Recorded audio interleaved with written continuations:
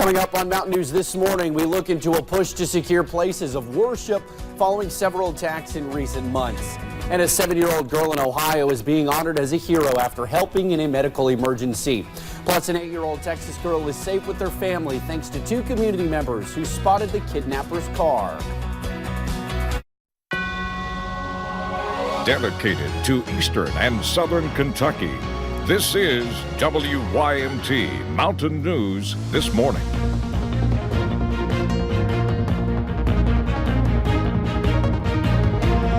Good morning. It is 4:59 on Monday, May the 20th. I'm Will Puckett. Thank you for tuning in to Mountain News this morning.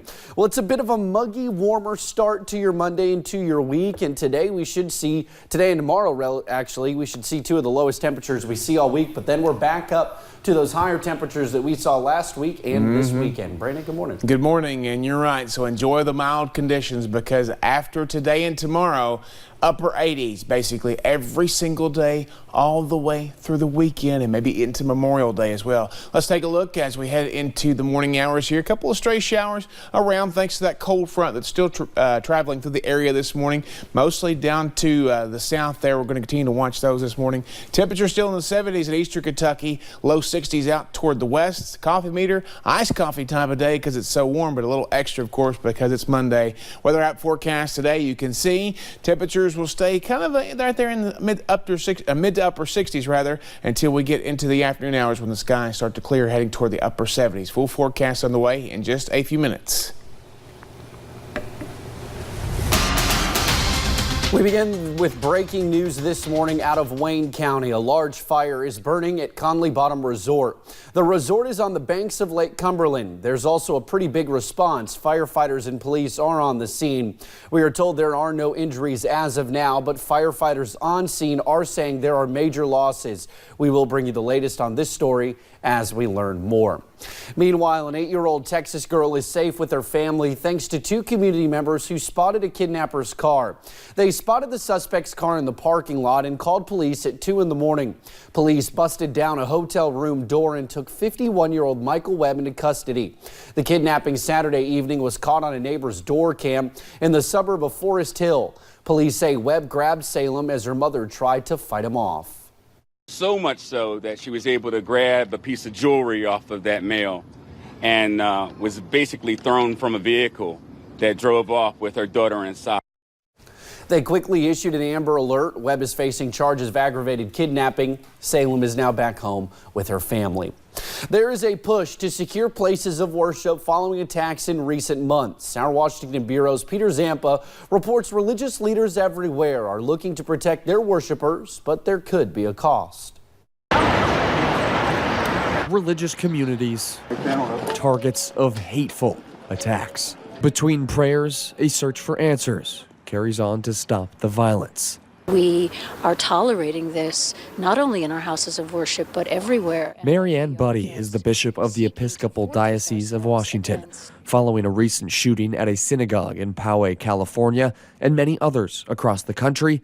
Buddy says her worshipers are asking questions she never thought she'd have to answer. That we have workshops for them, or that we partner with our local law enforcement to have some kind of training. Training for the unthinkable. Reverend Randy Hollerith, Dean of the Washington National Cathedral, says the groups carrying out these attacks are trying to sow divisions. We cannot succumb to the sort of hatred they're trying to produce through their violence. While places of worship are pushing for more safety, the U.S. Department of Homeland Security says it's trying to do its part by giving more guidance. We need to now change the conversation to where, yes, we're inviting, but we're also in the business of protecting those who worship here. Brian Harrell says his department has guidelines for local places of worship, helping them to become so-called harder targets. Are we being mindful of these behavioral indicators? Do we have a security apparatus in place? And probably most importantly, do we have a relationship with local law enforcement? The Department of Homeland Security has resources on securing soft targets at dhs.gov. In Washington, I'm Peter Zampa. Well, moving on, MGM Resorts said in a regulatory filing it may pay up to $80 million for lawsuits related to the 2017 massacre in Las Vegas. But it is unclear when or if settlements will be reached. A gunman killed 58 people and wounded more than 500 others at a music festival as he shot from the window of MGM's Mandalay Bay Hotel. An attorney who says he represents more than half of the estimated 4,200 claimants says they are still a long way from a settlement, if there will even be one. 14 therapy dogs who've been working at Marjorie Stoneman Douglas High School in Florida have been given their own page in the school's yearbook. The dogs have been on campus since classes resumed after the shooting, which claimed the lives of 14 students and 3 staff members in February of 2018. A yearbook editor told CNN that the dogs are now like celebrities on the campus and that the staff got the idea to give them a page in the yearbook because other resident dogs were photographed on picture day. Well, sometimes the journey in life can be rough. Starting with 8 members in 2016, the Table in Louisa has a humble beginning. As the church began to grow, they moved to different locations to fit their need for more space. Lead pastor Matt Brown says the members of the church are what keeps it going. And I believe that part of that growth is because of the compassion and the generosity that has been being lived out in the people that are coming to the table.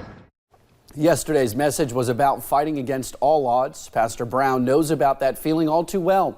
Between battling addiction and near divorce, he is thankful to live a sober life. If you want to learn more about the table, we have information on our website at WYMT.com. A 7-year-old girl in Ohio is being honored as a hero for calling 911 and getting help when her mom had trouble breathing. Back on the 4th of April, Alyssa called 911 to get help when her mom had breathing problems. Alyssa's mom says she had coached her daughter about what to do during an emergency, but was not sure it was a lesson that would stick. Alyssa proved her mother wrong. She didn't need to worry.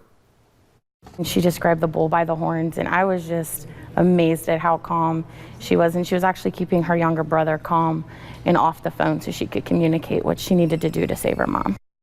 For her heroic actions, officials honored Alyssa last week at her school with the Hamilton County 911 Hero Award. Well, thank you for getting your day started with us right here on Mountain News this morning. Straight ahead, snow in May. That was certainly the case for some Americans over the weekend. We'll show you more in just a couple minutes. No snow around here, Will. I'm sorry, but after a very warm weekend, things cool off, at least briefly. I'll have the latest forecast for you in about 3 minutes.